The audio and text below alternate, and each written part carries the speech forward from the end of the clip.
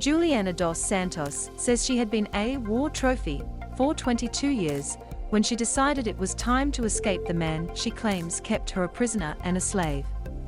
Days after Timor Leste's independence ballot in 1999, Juliana was kidnapped at 15 by a pro-Indonesia militia leader and taken across the border to Indonesian West Timor. She said she was raped, forced to marry her alleged kidnapper Egidio Manek, and gave birth to his child at the age of 16. He took other wives, the fifth one lived with us, she said. I was treated like a slave and forced to serve him and his wife.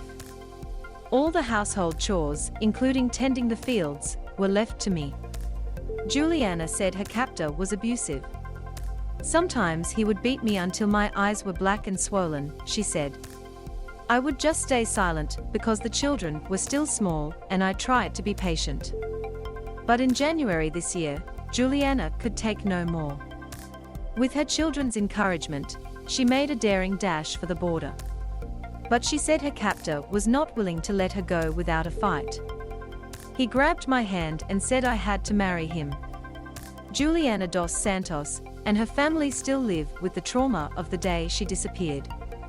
It was a week after the Timorese had voted overwhelmingly to support independence and an end to the 24-year Indonesian occupation.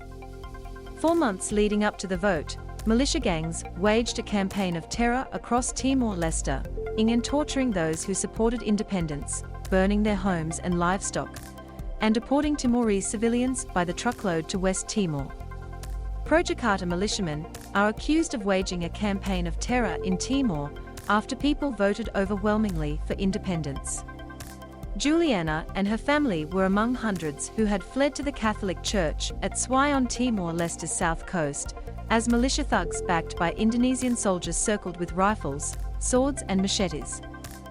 Her 13-year-old brother Carlos was ed, along with up to 200 other people that day. One of the militia leaders who ordered the ings at Swai, Egidio Manek, seized the then 15-year-old Juliana and forced her into a nearby car. As we tried to flee the church, Egidio was waiting at the door, she said. He grabbed my hand and said I had to marry him. I didn't even know him. He forced me into a vehicle that was heavily guarded by his men. I was crying uncontrollably when my parents came out of the church, but I couldn't even embrace them because I was locked inside the car. When we're older, we'll follow you. Juliana said she was in the possession of Egidio Manek, then deputy commander of the Laxor militia, which carried out the Swai.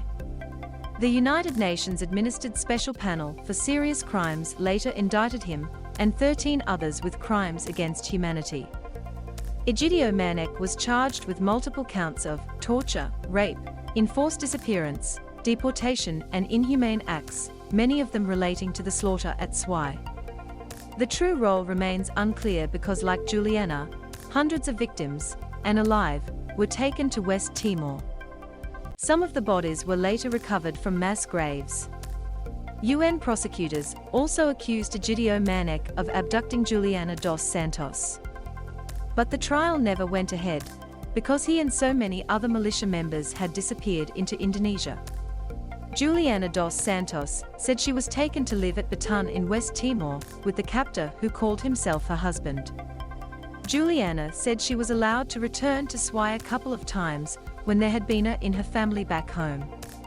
She was never allowed to take her children, which she believes was a way of forcing her to return to her husband. She said she was threatened with a beating if she returned even a day late.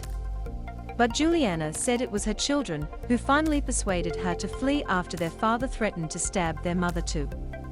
They told me, when we are older, we'll follow you, she said. I am always in touch with them. I have told them I'll give them money to get passports. They want to come. 5 hours in crocodile-infested water. Juliana's escape was fraught with danger. As she approached the border of Timor Leste, she says Egidio Manek's nephew and a group of Indonesian soldiers arrived in the dark, hunting her with torches. She was forced to jump into the crocodile-infested river that runs along Timor Leste's border.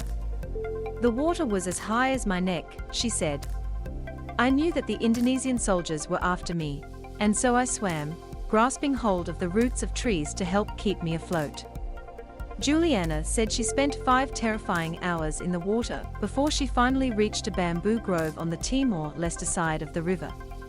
Juliana dos Santos says she has finally made it home after she was kidnapped by a soldier in 1999. Throughout the night my father had been calling me constantly, she said. Miraculously, I had managed to keep my phone clear of the water and it was still working, but I had turned it to silent to avoid being heard by the Indonesian soldiers. Juliana was finally a free woman. There are many Julianas still suffering. Juliana dos Santos has been the most publicized case among hundreds, if not thousands, of Timorese women and girls who were raped, abducted or subjected to sexual slavery in the months and years surrounding Timor-Leste's independence ballot. Some women, who were also taken to West Timor, have since managed to return home, many of them with children born from rape. But how many more women are still trapped in Indonesia, perhaps still under the control of their kidnappers, is unclear. A UN report in 2001 said after the SWI alone, 20 women were taken to West Timor. We can presume that there are many Julianas still suffering in silence, or who perished, said women's rights campaigner Kirsty Sordgasmayo, the former wife of Timor-Leste's independence leader Zanana Gusmayo. Kirsty Sordgasmayo has been advocating for Juliana for 2 decades. But precise figures are unavailable to us. The shame factor and the normalization of violence by men against women in Timorese society, particularly at a time of conflict, mitigate against us ever obtaining a true and accurate snapshot of the problem of sexual violence and slavery as weapons of war. Ms. Sordgasmayo took Juliana dos Santos's case to the UN Human Rights Commission in 2001 and lobbied tirelessly to have her freed. When she established a Dili-based organization to raise awareness of sexual violence against women, Ms. Sordgasmayo wanted to honor Juliana. Juliana is known as Alola to her loved ones, so Ms. Sordgasmayo called her organization the Alola Foundation. Multiple inquiries over the years found that Indonesia's security forces and the militia groups they controlled carried out widespread and systematic sexual violence in Timor-Leste. The involvement of Indonesia's security forces partly explains why militia leaders, like Egidio Manek, have evaded prosecution for so long. Kirsty Sordgasmayo said Indonesia has refused to hand over more than 300 of its citizens, including former militia members charged with crimes against humanity, among them Egidio Manek. Instead of cooperating with the UN, and to head off demands for an international war crimes tribunal, Indonesia set up its own ad hoc tribunal, she said. Only one man was jailed as a result of this process. Egidio Manek denies kidnapping Juliana. Neither the Indonesian military nor the government would answer questions the ABC asked about its failure to hand over Indonesians accused of carrying out the violence of 1999. Egidio Manek denies all allegations against him. What happened in 1999 is not my business. It's the business of the state, he told the ABC. The allegations of violence aren't true. If that violence actually happened here in Indonesia, I would have been prosecuted by now. I would have been jailed.